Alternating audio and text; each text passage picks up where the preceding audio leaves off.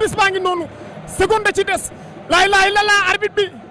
wax na leen li lamb nangu ak lamb bañ Balla Gaye suñu moo ñu féete ginnaaw waaye Tapha Tine moo ñu féete kanam ñu ngi léewtu Cheikh Hakim moom Cheikh Mountakha ñu ngi koy nuyu bu baax di nit ku baax le grand mara Sidna Ousmane Ndiaye borom naaru góor jërëjëf ñu ngi léewtoo ndeysaan Balla Gaye moo ñu féete ginnaaw Tapha Tine moo ñu féete kanam combat bi nag fit dina ko gagné laa ilaaha illallaah kor way kor Tapha kor waaw kor la indi de Tapha kor Tapha ak Balla Gaye numéro 2 laa ilaaha illallaah Balla takk na ko Balla ak Tapha Tine jàppante nañu dañuy raak laa ilaaha illallaah ay bii combat la couronne de l'empereur jaloon na leen lu ne ñoom ñaar kii Bawol la ko bëgg a yóbbu waaye kii Géejawaay la ko bëgg a yóbbu laa ilaaha illallaah jàppante nañu ndeysaan Balla Gaye ak Tapha Tine laa ilaaha Tapha Tine ay performance la def waaye Balla it champion la ay ndaanaan rek la daan ñaari ndaanaan ay daan ñaari ndaanaan ay bëre ñaari mbëru dëkk ñooy bëre ndeysaan Cheikh Dioum kooku suma rakk la mi ngi ci kaw toog jóge ca Nouvelle-Orléans Saliou Dioum sa baay la ñuy jooytoon noppee gunu El Hadj Dioumay sa baay maa ngi lay nuyu bu baax kooku suma rakk la kor raak Balla da koy kor dañuy raak daa Tapha mi ngi jël ay coup Tapha mi ngi jël ay coup Balla daf ko kor raak dañuy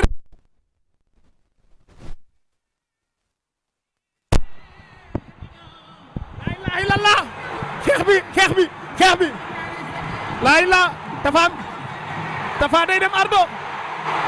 Tapha day dem ardo waaye Balla Gaye laa ilaaha illallaah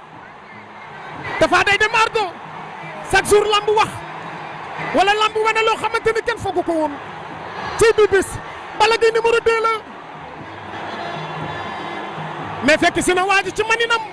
li ñëpp doon xaar ci Tapha Tine tey Balla Gaye moo ko def Tapha Tine waaye ñu xaar tuuti ñu xool fu wànnante di mu jékki gëtëm mais Tapha Tine mais lan mooy sa problème Tapha Tine am nga doole Tapha Tine taxaw nga Tapha Tine physiquement tu es prêt ban problème la Tapha Tine am psychologiquement lan la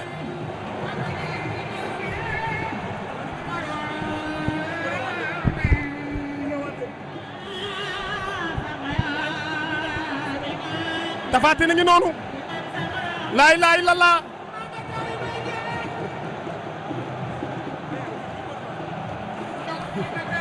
ndeysaan day ñëwaat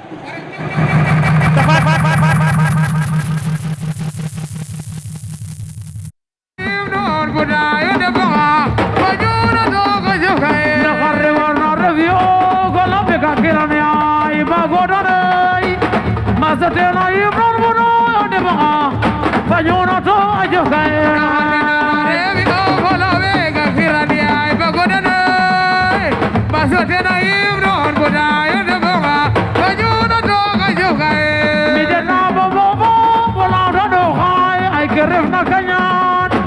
Didn't rob the just and you're in your kid.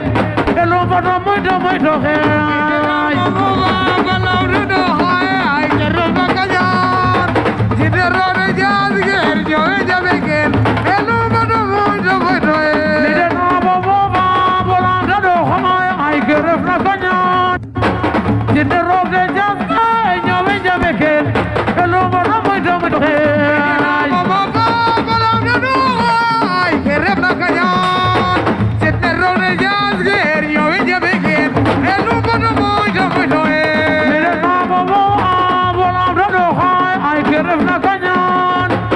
Did the road